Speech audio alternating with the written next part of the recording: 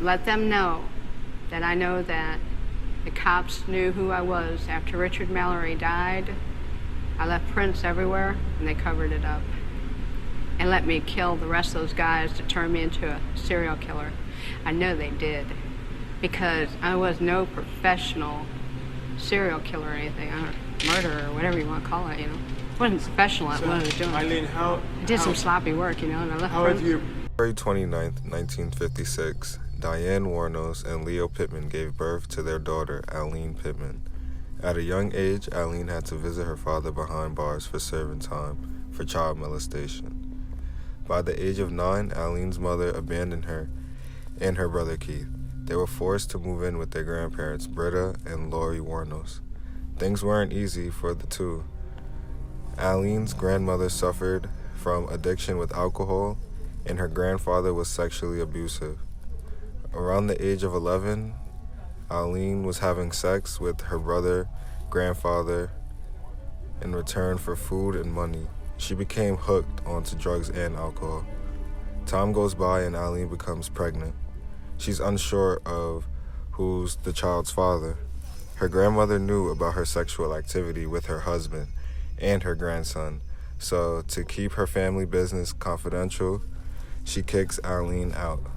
Aileen decides to give her son up for adoption, and she lives in the woods for years.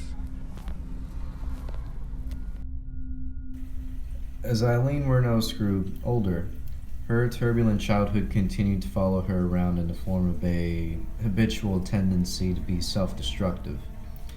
The volatile environment that she had become so familiarized with as a child had given Aileen a very limited set of ideas and options on how to pursue her own life. During her early adulthood, Aileen would spend most of her days hitchhiking and prostituting herself in order to basically survive for that time being. And this would carry on for a couple of years, and it would also eventually serve as a reminder of what she becomes so infamously known for. She is eventually charged with disorderly conduct and drunk driving in Jefferson County, which ends up being one of her first recorded offenses in the books. She continues to hitchhike across the states when, in a stroke of luck, Aileen, then in Florida, ends up finding love with a wealthy yachtsman by the name of Louis Fell. The two end up getting married in 1976 in what could have been a potential life changer for Aileen. This relationship proved to be very short-lived, as the two end up splitting a few months later after Aileen's self-destructiveness gets her arrested for yet another altercation, this time for assaulting a bartender, seemingly done almost instinctively while reverting back to the only lifestyle that she unfortunately knew how to do best. As Aileen's life continued through a downward spiral, she gets news during the same year as her divorce that her brother Keith had passed away from cancer and had left her $10,000 in life insurance money. With all that money, Aileen spends it on a luxury car, but ends up crashing it the very next day. A couple of years later, at the age of 30, Aileen crosses paths with the love of her life, Tyria Moore, with whom she develops a very intense relationship with.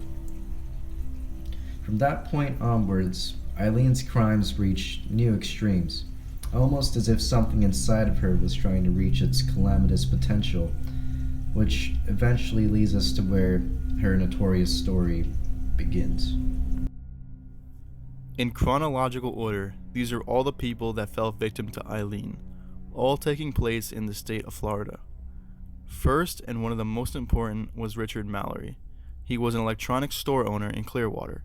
He was 51 years old and a convicted rapist. On November 30th, 1989, his abandoned car was found on the side of the street. Then, on December 13th, his body was found several miles deep in the woods bordering the road. There were several bullet holes in him. 2 bullets were found going directly through his left lung, which was most likely the cause of death. Wuornos, when convicted, claimed that it was self-defense.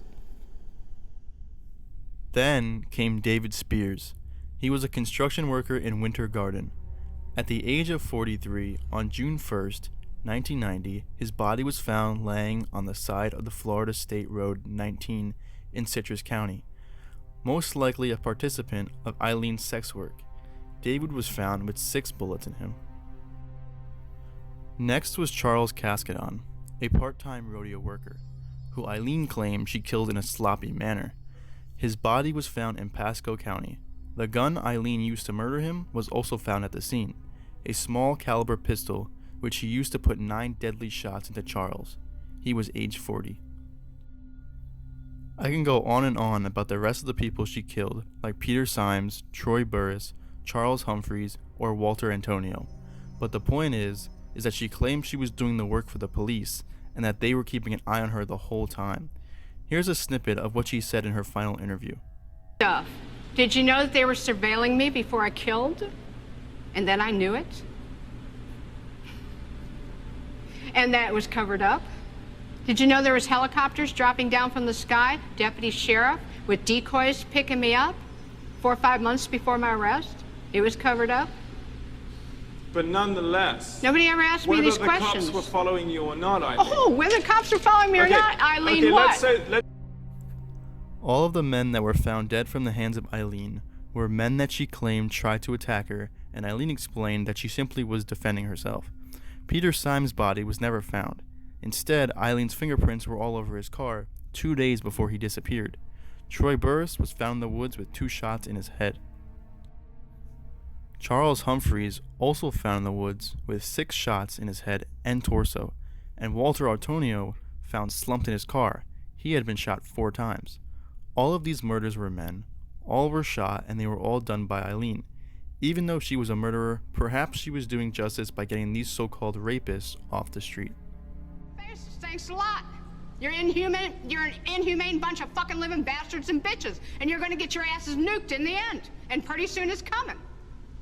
2019, a rock's supposed to hit you anyhow. You're all gonna get nuked. You don't take fucking human life like this and just sabotage and rip it apart like Jesus on the cross.